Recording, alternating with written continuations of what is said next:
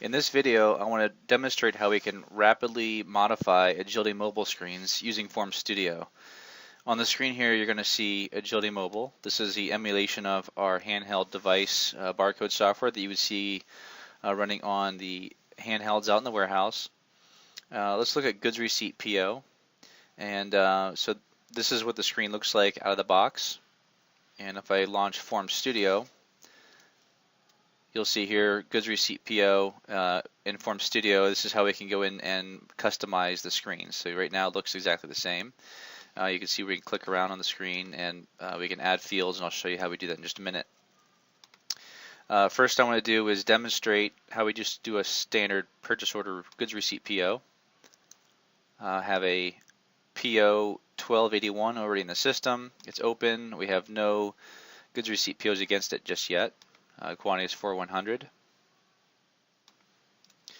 And so let's pull up the handheld, and we're just going to go ahead and imagine you've got a packing list coming in the door or anything you can scan the purchase order. When you see this blue field here, you can type, scan, or look up. I have something I can scan here, and I'm going to scan the item, and I'm just going to go ahead and receive 10 of those.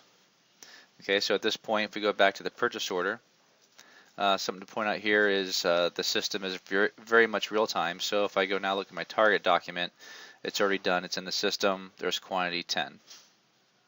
All right, so now let's do a little bit of a modification. So I'm going to go back to Form Studio here, and I have got a purchase order, and I want to show how we can link two transactions together, where we can also issue the item we're receiving to a production order. It could be anything. It could be a transfer, goods issue, shipping. It could be really anything that matches your business process needs. I just chose production order as a simple way to show you how we can transact multiple transactions here. So I'm going to add a field. I'm going to move it up one, and let's give this a name. And we'll call it production. This would be the production order. And I want to make it numeric. Should be a numeric field because the production order is a numeric field. And on the OK button, we'll see what we're doing here. We've got sequences 1 through 4, and so it's going to first do a formula to check to see if I'm over receiving. If we're good, it's going to go do a peer receipt post. Peer receipt post needs a couple of mandatory fields, so we're not writing any code here. We're just assigning variables and fields to properties of a method for peer receipt post. And then we're going to print a document for a peer receiving label and then clear the form. So let's add another Agility object transaction. Here we're going to add production issue post, and you see all the transactions that are available. And the entry, the base entry, is going to be the production order. Now this is a very quick demonstration, so I'm not doing any validation or anything, but typically you could do validation on these fields. I just know that the baseline is going to be 0. In my case, warehouse is going to be the warehouse that I collected off of the PO when I validate the item on the purchase order, and the quantity is going to be the quantity that we pass in. If I want to return the posted document number, so the new production issue document that gets created, I can return that back to the screen or grab that back and put it on a label if that's important to you. The error, this is a return error, so I'm going to put it to error message. So if there's a validation that occurs somewhere, like maybe the production order has not been released yet or something, those come back to as an error message that can be displayed to the screen. And so let's move this sequence up to just under the purchase order. So it's going to do peer receipt post, production issue post, and then it'll print a peer receiving document and then clear the screen. Now I'm going to go ahead and save the form, and instead of going back to Agility Mobile and running it there, I want to show you how we can simulate it right here in Form Studio. So whatever you see here in Form Studio, however it runs here, it's going to run the same in Agility Mobile because it's running the exact same code. So before I do this, let me just go over here and show you what the data looks like. So we have a production order 168, and we've got our item, our motherboard item that we just did our last peer receipt on, and it's going to do a manual issue method, and we need 100 of those.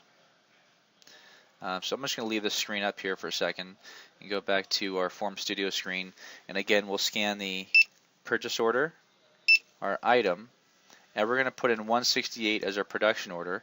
And typically we might want to do a validation on here to validate that production order, but I'm just doing something quick and dirty to show how we can quickly modify these screens.